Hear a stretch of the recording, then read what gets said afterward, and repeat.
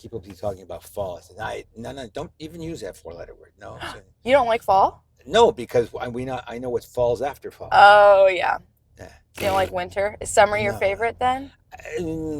I don't think any season is a favorite of mine, but fall and spring probably are the nicest because it's kind of In medium. between? Yeah, Yeah. it's winter I hate. But it's definitely not winter, you're saying. Born and raised right, and this is my community right here. Uh-huh. Yeah. And it's still just not your thing. No, it never has been, never will be. But... No.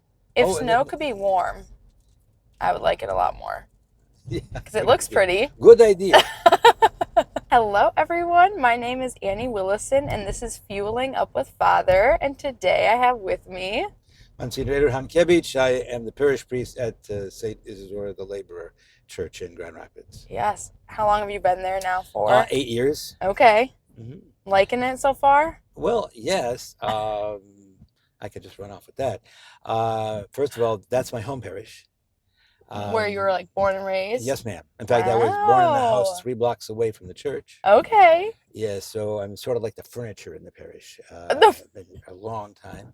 What's your vocation story? Well, that's very difficult to describe in a way because it was not one of those things where I had some sort of revelation. Well, actually, later on I did. Okay.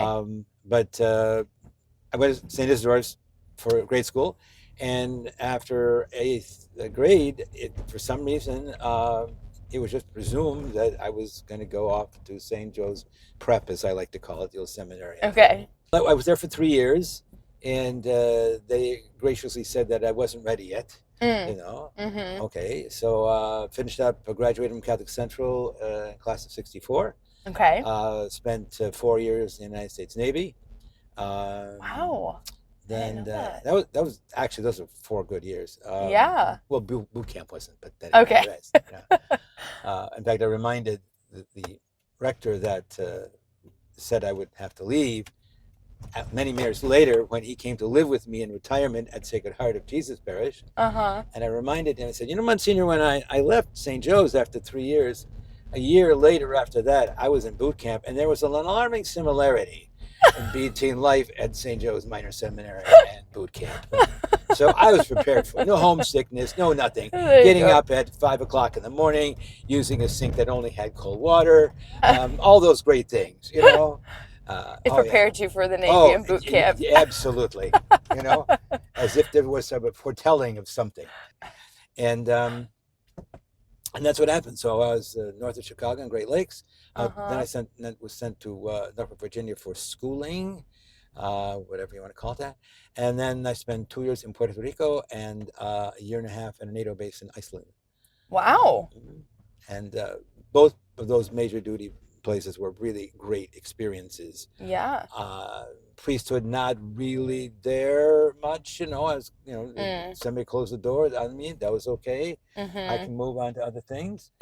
I got out of the service, went to Aquinas College, worked about 3 different jobs at the same time because at that time the GI Bill gave you virtually nothing. Got through with college, kept some of my part-time jobs. I ended up working for the city of Grand Rapids for a couple of years.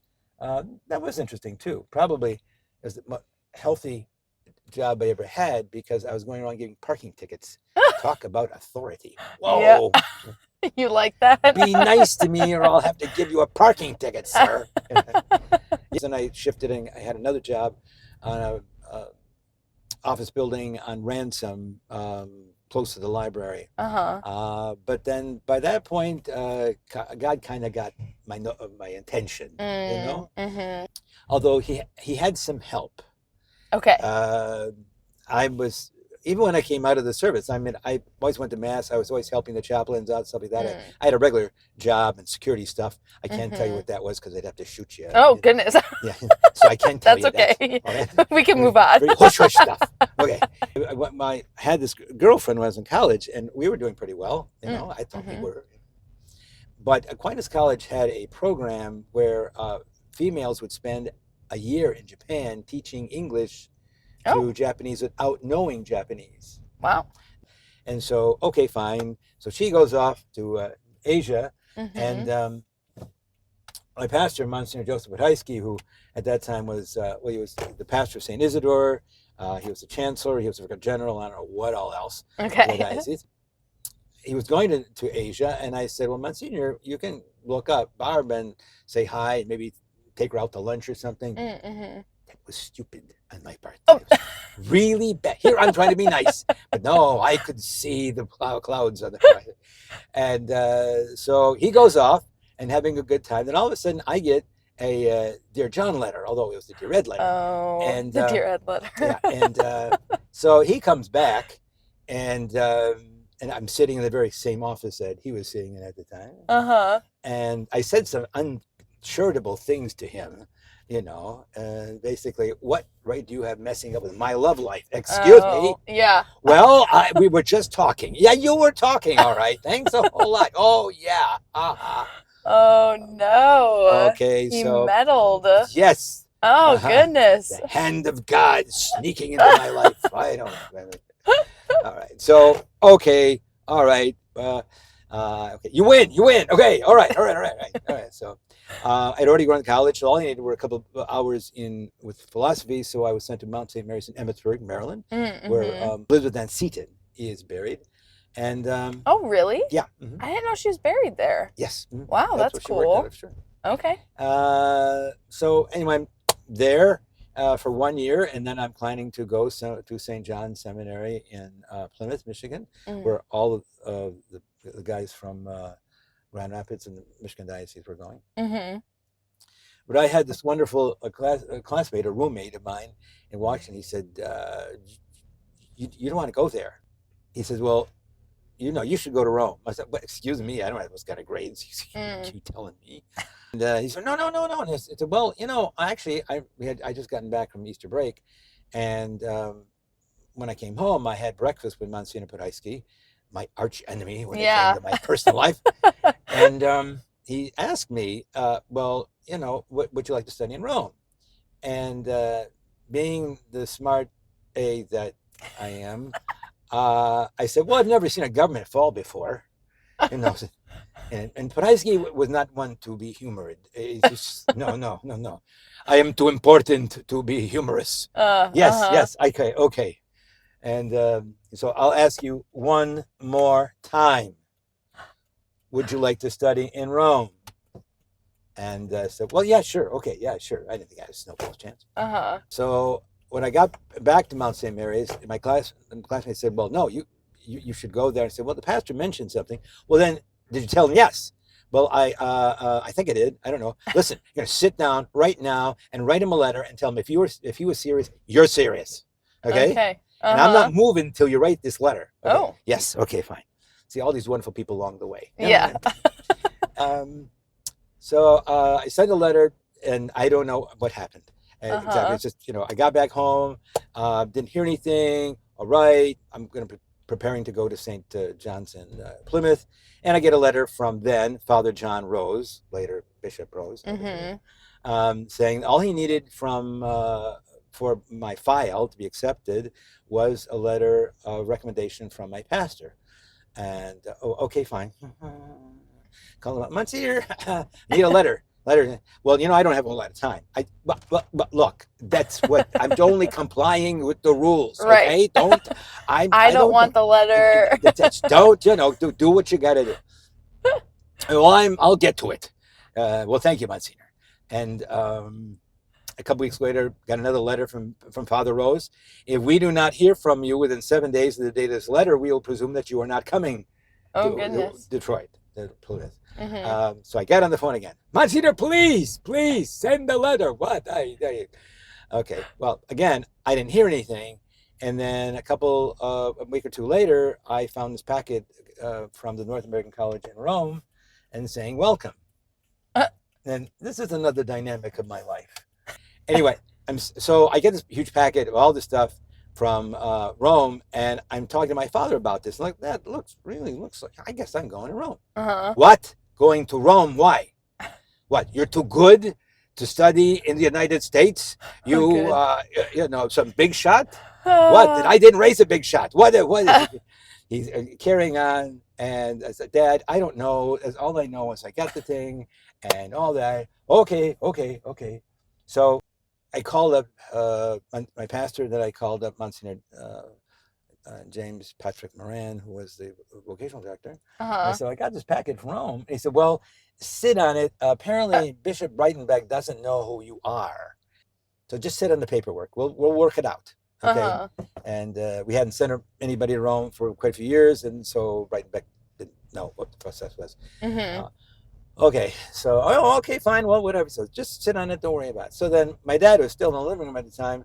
And I said, well, Dad, it looks like I'm not going to go to Rome. Oh, why not? well, you thought that was a bad idea. I said, well, why aren't you going?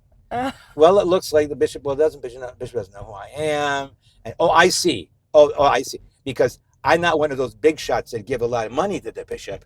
Oh, my son can't go. Your mother works in a factory. I work in a factory, but my son can't go to Rome. Now, wait a minute. Goodness. Didn't I just talk to you a couple of minutes ago and you were ranting and raving? Yeah. Yeah. Well, that's different. Okay, fine. Anyway, bada boom, bada bing. They call back, say, okay, fine, pick up do the paperwork. Fine. Okay, we're off and running. We're getting very close to the place, the neighborhood where I used to live. Oh, you're on drive past? Yeah, just go straight one more. So I went off to Rome, and I was there for 4 years. Came home twice. Once just as a check-in with the bishop, and then finally to get ready, because I was already a deacon, so I was assigned into Sacred Heart of Jesus. Turned out that was in 1978. John Paul II was elected in October of 1978, and that house right over there is where I spent my grade school and with the American flag. Yes. Wow. So very nice. This is the old neighborhood. I mean, we all walked almost this entire neighborhood. We're nothing with Polish Catholics. In the 1950s and 60s yet. So anyway, John Paul II was elected, and 7, 8 months later, I'm kneeling on the floor of St. Peter's Basilica to be ordained by him. Wow. You were ordained by Pope John Paul. St. John Paul. Yes. Wow. Yeah. What's your thoughts on that now, like looking back on it? Well, because what I was trying to do is remember this, that sort of thing. It was something of a blur. But, one of the things that this is not particularly spiritual, religious, but there were 88 of us that the Pope ordained, and he did it in about 2.5 hours. Wow. I mean, they know how to do ceremonies in Rome. They don't fool around. Okay? Yeah. Okay, we got 80. Actually, all you needed was the Pope for the imposition of hands and the consecratory prayer, and they had other bishops to do the other things like the vessels and the anointing. So, they don't fool around. Yeah, they get it done. They know how to move. Yep. So, I came back home. I was first assigned to St. Francis de Sales in Holland. I was only there for about 18 months. Monsignor Podhajski, my pastor at St. Isidore's, was dying, and so the chancery office called and said, you got to get over to St. Isidore's as soon as possible. Okay. I buried Monsignor Podhajski in October of 81. I was the administrator of the parish until January of 82. Monsignor Stajnogowski came in, and he took over, and I was just there till May, and then I was put on temporary assignments to get ready to go to Washington, D.C. to study canon law, and that's where I met the future bishops Volkowiak and Hurley. Wow. And that's it. Then I was so when I came back from canon law school, I was assigned to Monsignor Daniel Brophy, Charles Daniel Brophy at St. Jude, or as I like to call it, Our Lady of Star Wars. You have Star Wars. Have you ever seen St. Jude's Parish? Yeah. Yes, it is. It's like a brick spaceship. It just landed there.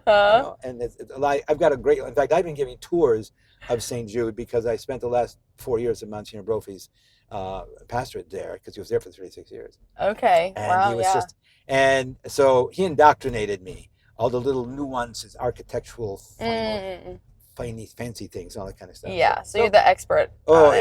Yes, of course.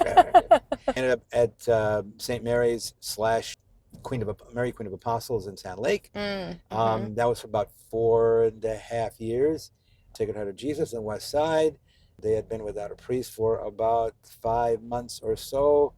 They said, we got a perfect place for it. I'm not into fresh air. You know, trees, flowers, flora and fauna. No. I like asphalt, concrete.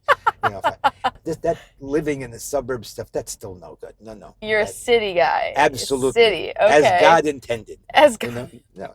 No, I mean, when Adam and Eve, got thrown out of the Garden of Eden, it was because they sinned. But the thing is that no more flushing toilets, no indoor lighting, nothing. No, they went out there. See the darkness out there? That's where you guys are going. You know?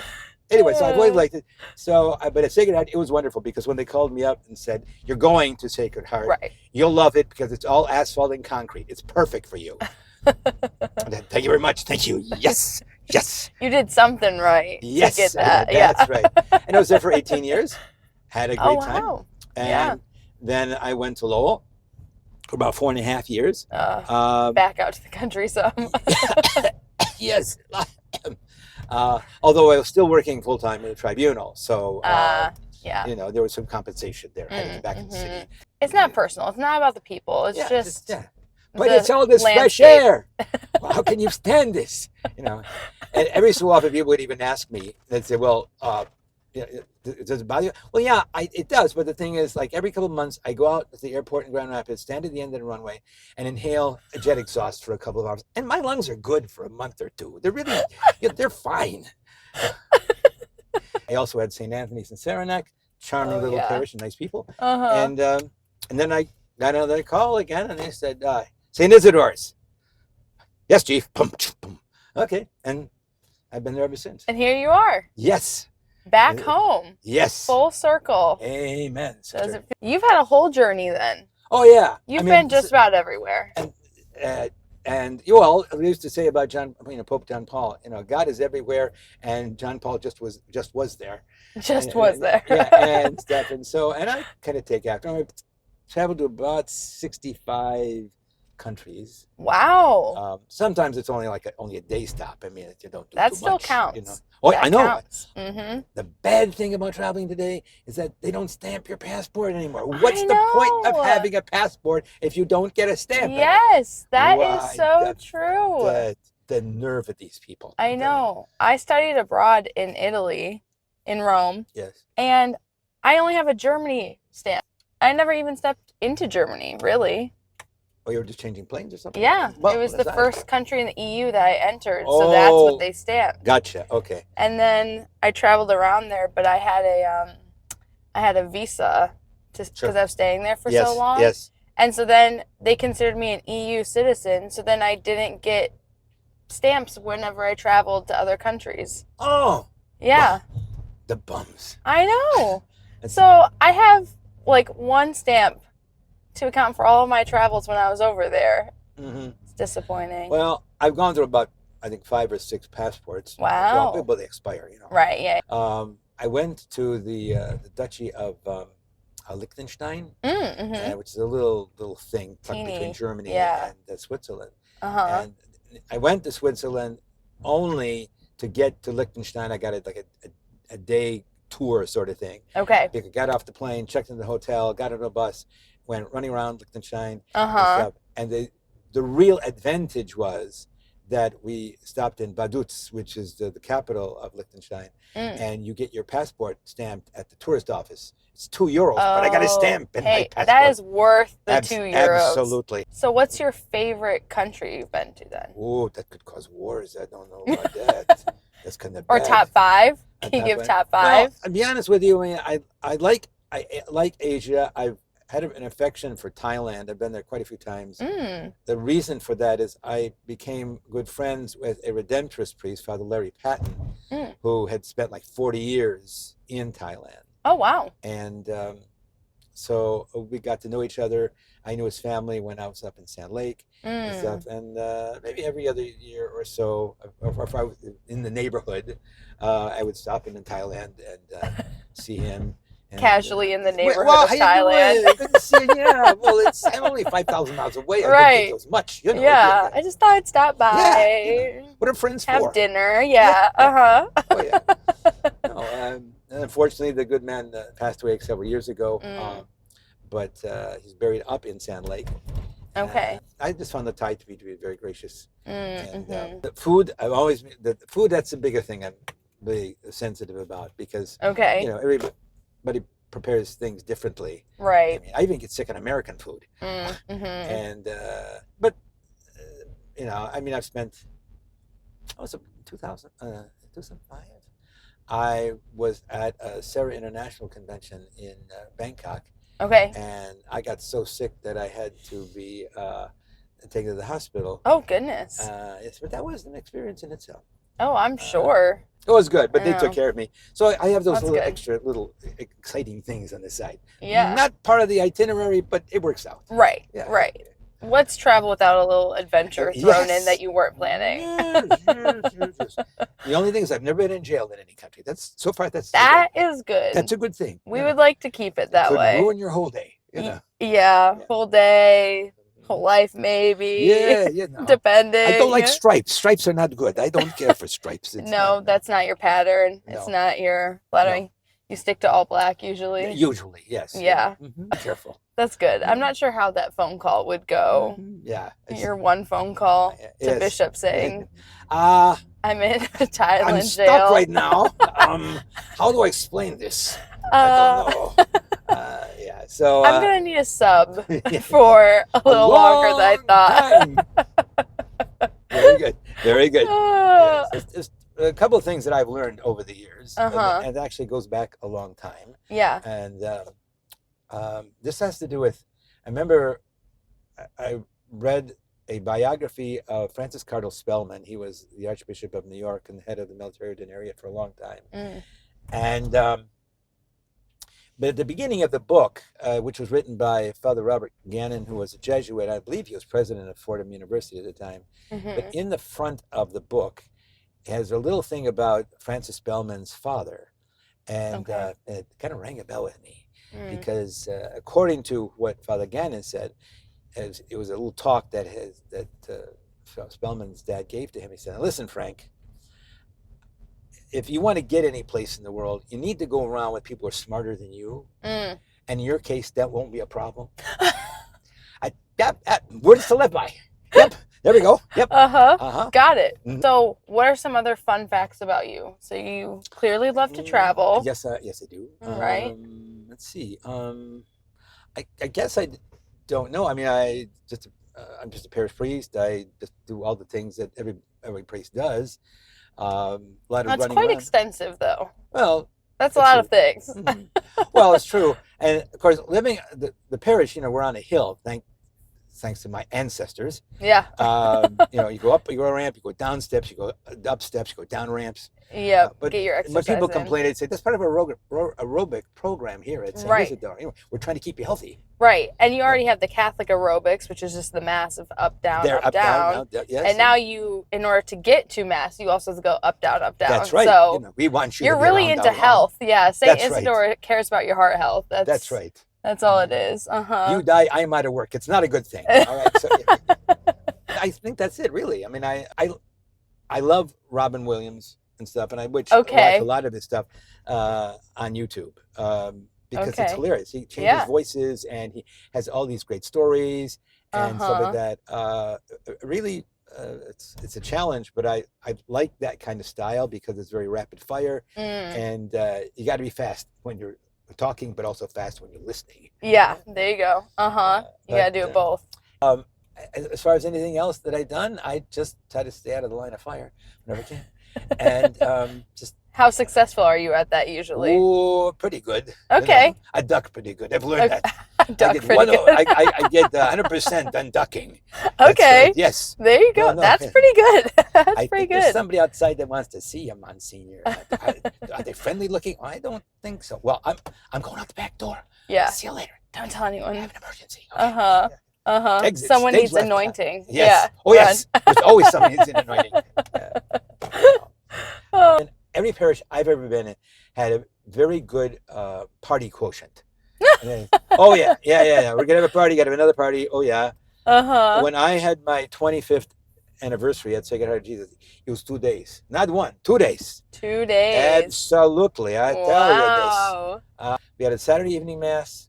I had a lot of good Polish cooks around at that. Yeah, I had a Polynesian dance group come in and entertain. Then I had this sort of Polish wedding dinner that all the babushkas at Sacred Heart put together. And I had a polka band from Wisconsin, and they played until I finally said, "You gotta go now. Here's your money, because I got mass in the morning and it's gonna be kind of difficult, you know."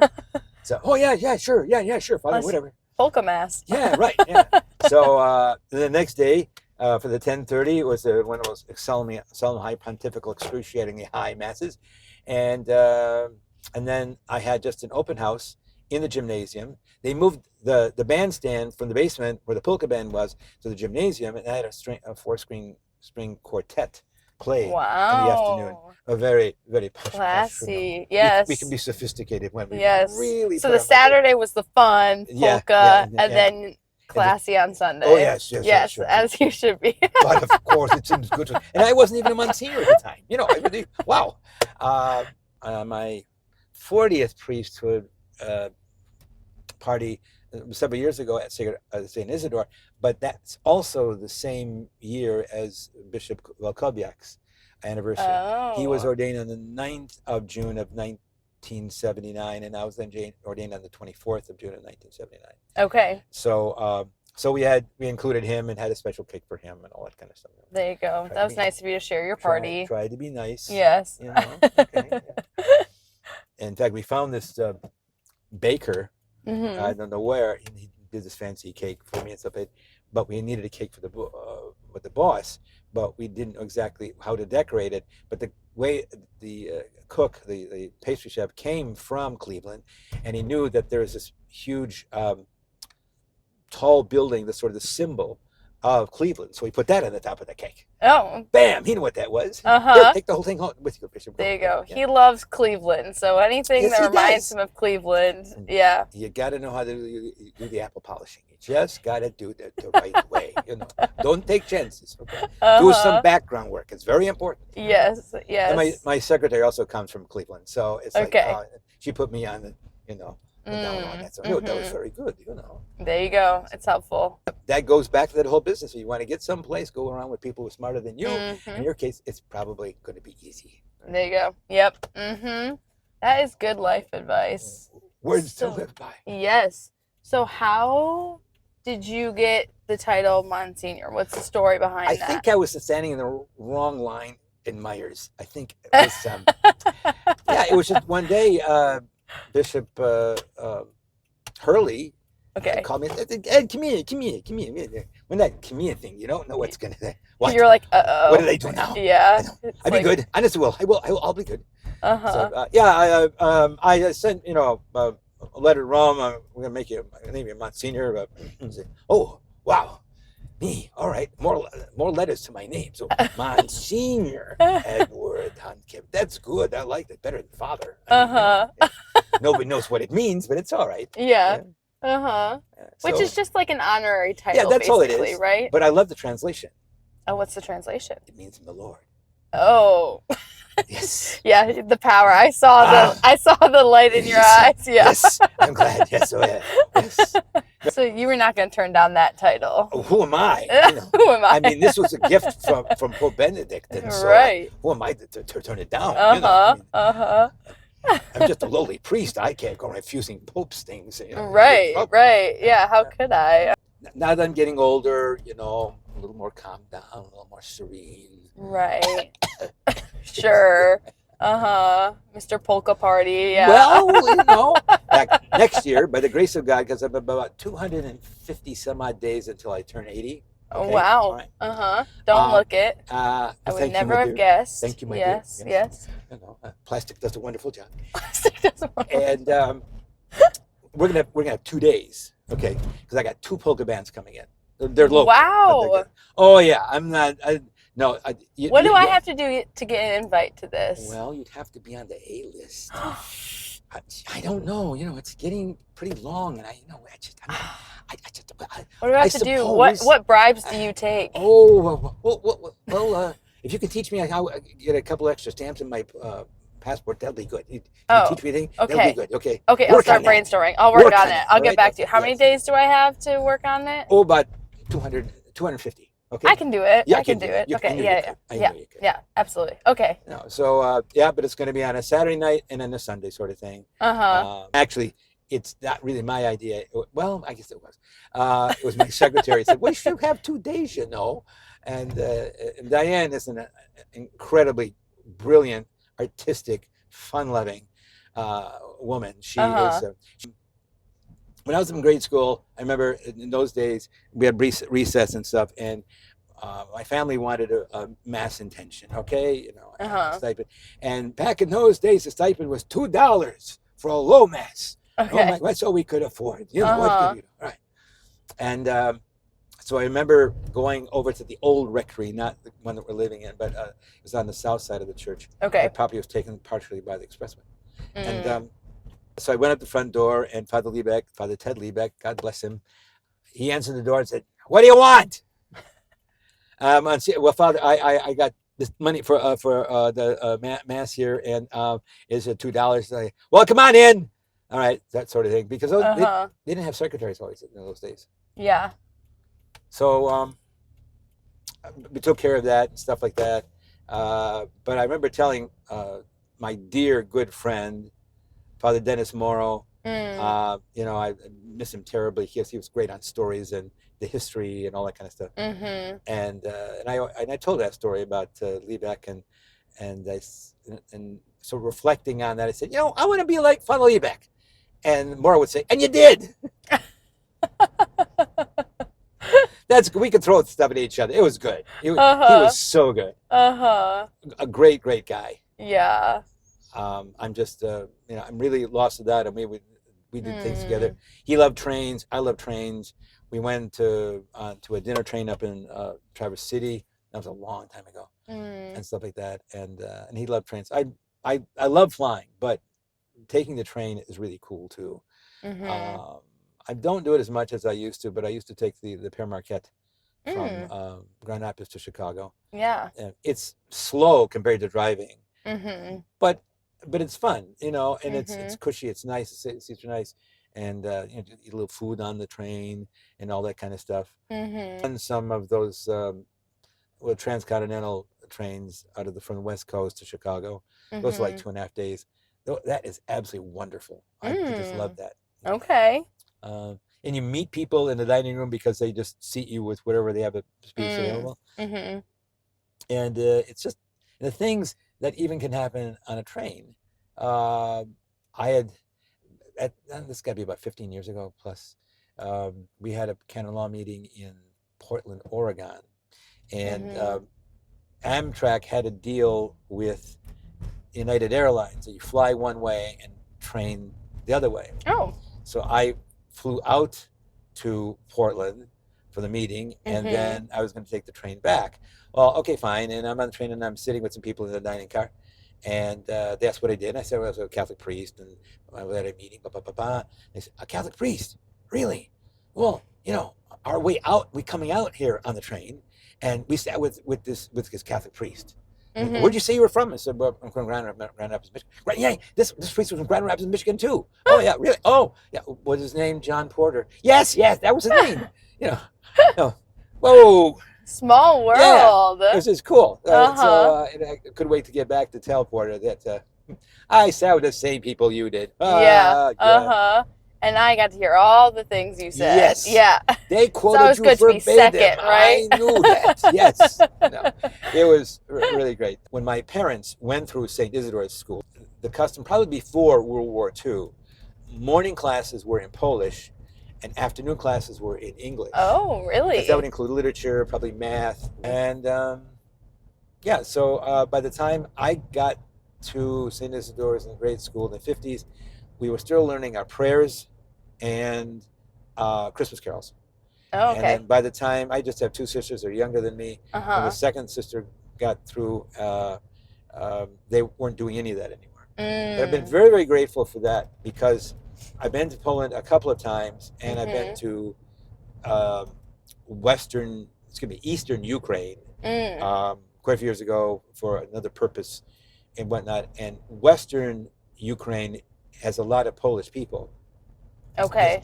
I think it was before World War I, that part of Ukraine actually had been invaded by Poland and was part of it. So they had the whole language thing. So I've been at least able to at least pray the rosary with people. Yeah.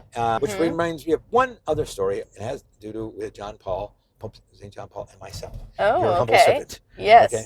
All right. Yes. I told you about the ordination. Okay. There were 88 of us guys, and everybody's piling up at the end of the ordination in the. That's the boss lady. Okay. We're gonna. So. We'll answer quickly. Yeah, good. Hello, you're with Monsignor and I. Oh, well, I'll call you back later. Okay. I wasn't sure if it was an emergency. Give the man the microphone. Let him have it. He has the microphone. No, we are in so much trouble. I hope so. You'll be sorry for this. You will rue the day that you came up with this idea. That's what I'm just telling you. I know, it's the worst idea I've ever had in my decade in this role. This might be the one unusable episode. Yes! That was his goal. He asked me that on the phone before he agreed. He said, have you ever not used an episode? I think it was his goal to be the one. He wanted to be the first. I know. All right. No, we're good. Okay, sounds good. Bye. Bye. Who was that? Annalise Laumeier. Oh, yes, dear. I didn't recognize her voice. Oh, yes, my dear. Mm-hmm. Yes. So anyway, so the ordination is over and we're getting all lined up. And there was one classmate of mine, because of the 88, there are probably about a dozen that came from the United States. 8 of us came from the North American College. Other ones came from the States purposely to be ordained by the Pope. That's fine.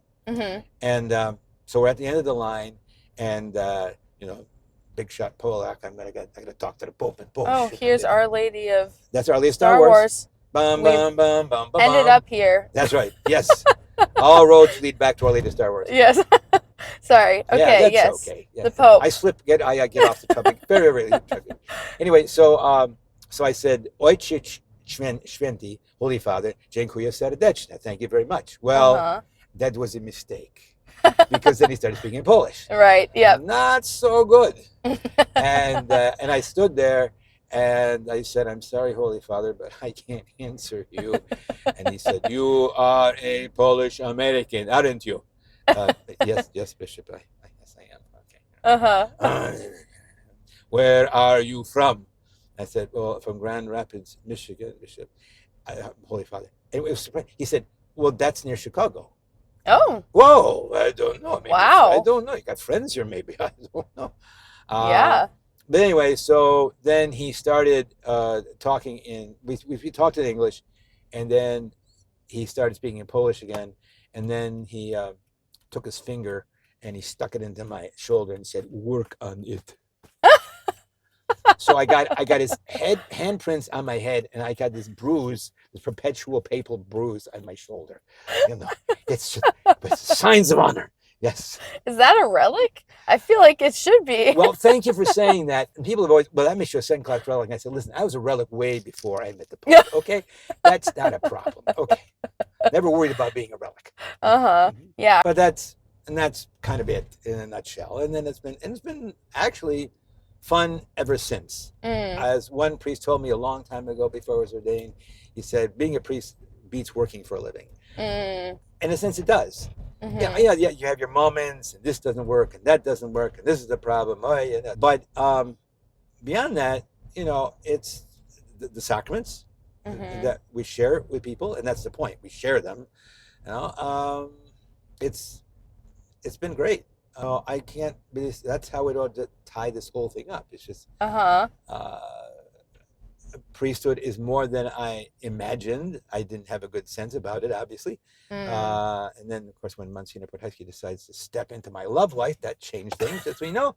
But that's okay. It's all right. He did the right thing, I think.